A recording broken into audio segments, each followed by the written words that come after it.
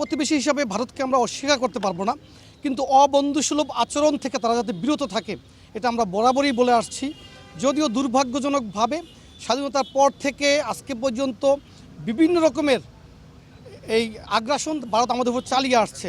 শুরু থেকেই তারা সাংস্কৃতিক আগ্রাসন চালাচ্ছে, শুরু থেকেই বাণিজ্য বৈষম্যের নামে তারা অর্থনৈতিক আগ্রাসন চালাচ্ছে।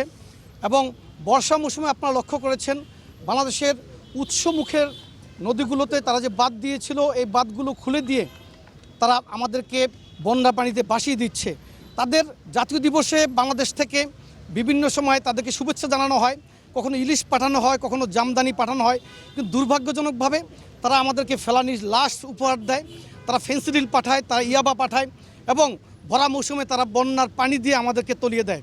আমরা চাই তারা বন্ধুসুলভ আচরণ করুক এবং আমরা আরও বলতে চাই বাংলাদেশের স্বাধীনতা সার্বভৌমত্ব কারো দয়ার দান নয়। শহীদ রাষ্ট্রপতি জিয়াউর রহমান 1971 সালে শুধু ওই রিভোল্ট বলেই ক্ষান্ত হননি, হাতে রিকয়েললেস রাইফেল তুলে নিয়েছিলেন, রণাঙ্গনে ঝাঁপিয়ে পড়েছিলেন, শৌর্য বীর্য আর সাহসের পরীক্ষায় উত্তীর্ণ হয়ে স্বাধীনতার লাল সূর্যটাকে ছিনিয়ে এনেছিলেন। পাশাপাশি আমাদের প্রিয় নেতা দেশনায়ক জনাব তারেক রহমান হাজার মাইল দূরে থেকেও বাংলাদেশের প্রতি ইঞ্চি ভূমির স্বাধীনতা সার্বভৌমত্ব রক্ষা করার জন্য নিরন্তর সংগ্রাম চালিয়ে যাচ্ছেন। বাংলাদেশের জনগণকে ঐক্যবদ্ধ করে এই সংগ্রাম আমরা চলমান রাখবো ইনশাআল্লাহ। বিশেষ করে বাংলাদেশ জাতীয়তাবাদী যুবদল, বাংলাদেশ জাতীয়তাবাদী স্বেচ্ছাসেবক দল, বাংলাদেশ জাতীয়তাবাদী ছাত্র দল ঐক্যবদ্ধভাবে ভবিষ্যতে বাংলাদেশের বিরুদ্ধে যে কোনো ষড়যন্ত্র রুখে দেবে ইনশাআল্লাহ।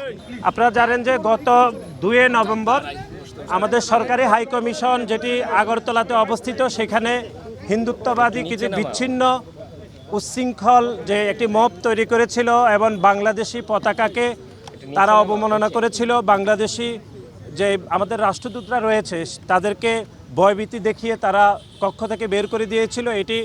যেটি ভিয়েনা কনভেনশন 1961-এর সুস্পষ্ট লঙ্ঘন 26 ধারায়, সেটি আমরা এখানে আমাদের স্মারকলিপিতে সেটি আমরা বলার চেষ্টা করেছি।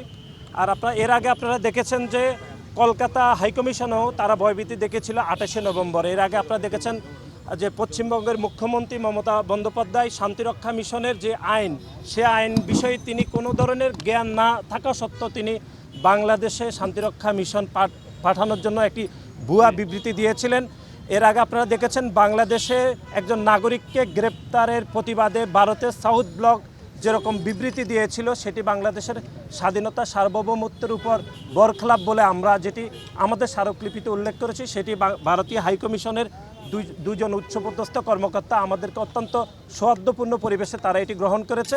আমরা আজকে শান্তিপূর্ণভাবে আমাদের সংগঠনের নেতাকর্মী এবং সাধারণ মানুষকে সাথে নিয়ে আমরা আজকে ভারতের যে আগ্রাসী মনোভাব, বিশেষ করে আগরতলায় আমাদের সহকারী হাইকমিশনের যে ন্যাক্কারজনক হামলা এবং ভারতের মিডিয়ায় যে উদ্দেশ্যপ্রণোদিতভাবে যে চক্রান্ত করে যে মিথ্যাচার করছে এবং আমাদের পতাকাকে অবমাননা করছে, তারই প্রতিবাদে শান্তিপূর্ণ প্রতিবাদী পদযাত্রা এবং স্মারকলিপি প্রদান আজকে আমরা শান্তিপূর্ণভাবে করছি। যদি ভারত সরকারের শুভবুদ্ধির উদয় না হয়, ভারত সরকারের যদি শুভবুদ্ধি উদয় না হয়, তাহলে আমরা আমাদের প্রতিবাদের কণ্ঠ আরও জোরালো হবে, আরও কঠিন হবে।